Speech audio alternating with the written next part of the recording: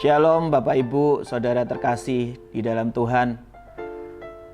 Pada kali ini saya akan menyampaikan sebuah renungan singkat tentang firman Tuhan yang saya berdoa kita sama-sama bisa belajar nanti.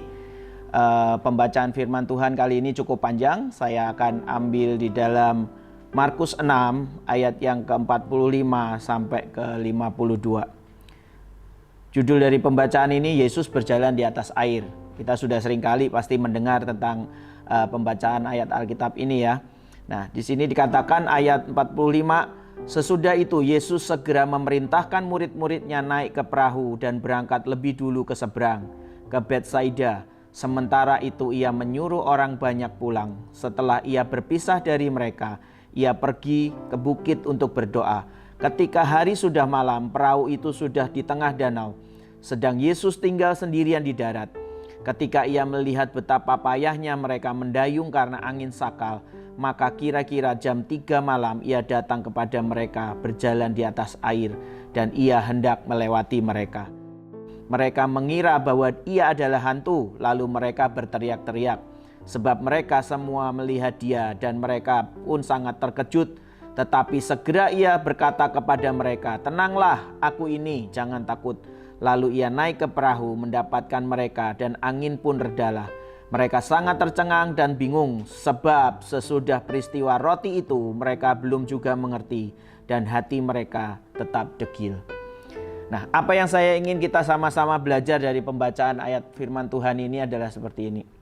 Satu hari saya pernah mendengarkan ada seorang hamba Tuhan menyampaikan tentang firman Tuhan ini. Dan hamba Tuhan ini membahas bahwa ternyata murid-murid itu pada waktu itu disuruh sama Tuhan Yesus untuk naik perahu lebih dahulu menuju ke Betsaida. Dan ternyata mereka itu tidak sampai ke Betsaida, mereka itu sampai di Kapernaum ternyata. Nah, pada waktu saya mempelajari tentang hal ini, ternyata Betsaida itu artinya adalah the house of fish. Jadi semestinya di dalam hidup kita, Tuhan itu selalu punya rencana yang besar buat setiap kita.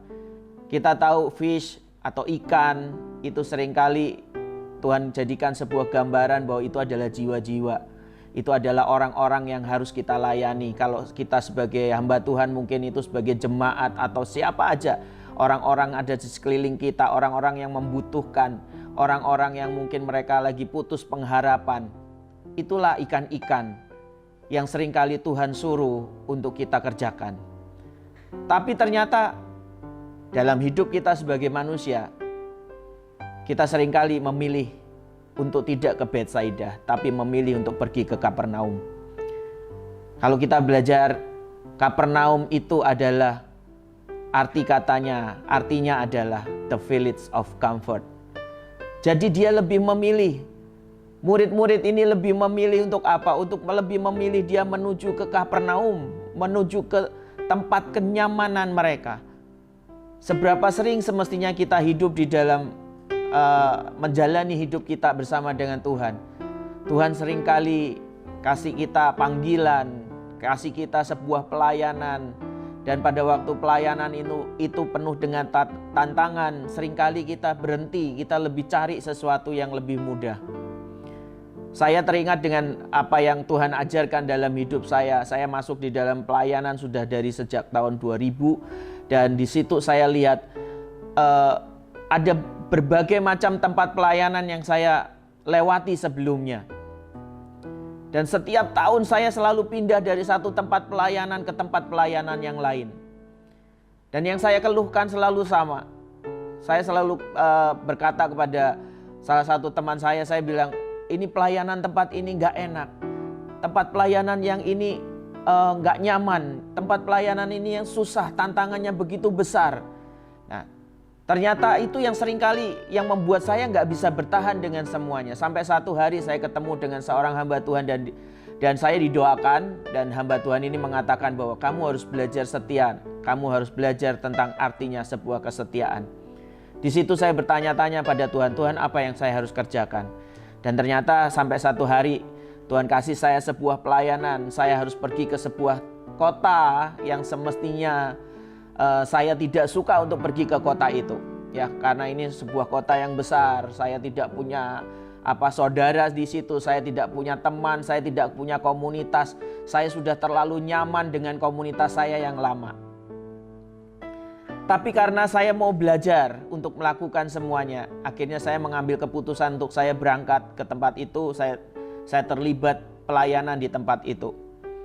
Dan sampai hari ini saya sudah mendapati bahwa saya 18 tahun saya ada di tempat pelayanan itu. Seringkali Tuhan akan perhadapkan itu dalam hidup kita. Bukan berarti 18 tahun ini saya lewati dengan semua yang enak, yang mudah, yang semuanya fasilitas serba lengkap. Tidak, tantangannya sama. Tantangannya sama, kesulitannya malah lebih lagi. Tapi yang terpenting adalah di mana kita itu tahu apa yang kita harus kerjakan bersama dengan Tuhan. Tuhan seringkali kasih kita sebuah panggilan untuk jiwa-jiwa, untuk semua rencana Tuhan. Tapi mana yang kita mau pilih? Apakah kita memilih untuk kita mengerjakan apa yang Tuhan mau, atau kita memilih semua kenyamanan kita, apa yang enak buat daging kita? Biar renungan kali ini membuat kita mengerti, seringkali mungkin ada beberapa hal yang hari-hari ini Tuhan sedang perhadapkan dalam hidup saudara. Mana yang engkau mau pilih? Engkau mau memilih the house of fish, atau engkau mau memilih ke Kapernaum yang artinya the village of comfort? Kalau engkau mau memilih pergi ke Betsaida, engkau akan berjalan bersama dengan Tuhan. Engkau akan lihat bagaimana Tuhan mengerjakan semuanya. Ada satu hal lagi yang saya ingin sampaikan di terakhir. Seringkali saudara, yang kita kejar adalah Kapernaum. Sebagai manusia mungkin kita seringlah, daging kita pengennya sesuatu yang nyaman.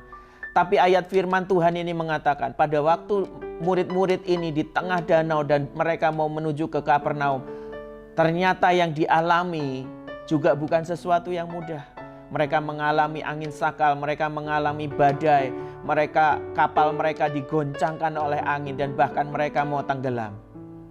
Seringkali kalau kita keluar dari semua apa yang Tuhan mau, sejujurnya bukan kenyamanan yang kita dapatkan, tapi justru sesuatu yang akan menghancurkan semua panggilan Tuhan dalam hidup kita.